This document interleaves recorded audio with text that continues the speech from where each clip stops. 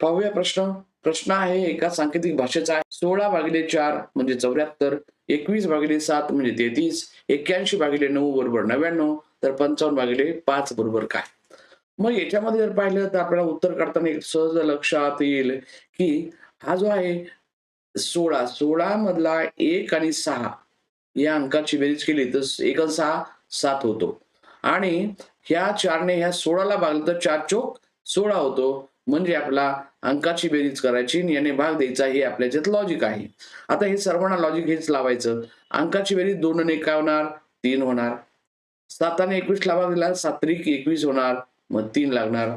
तसं आता 81 मध्ये या अंकाची बेरीज काय होईल? 8 आणि 1 9 आणि या 9 ने 81 ला भागलं की 9 81 इथपर्यंत आपलं उत्तर बरोबर आलं. आता याचं उत्तर काढायचं आहे. उत्तर काढण्यासाठी मग यांच्याप्रमाणे ह्या दोघांची आपल्याला बेरीज करावी लागेल. 5 आणि 5 मिळून होतात 10.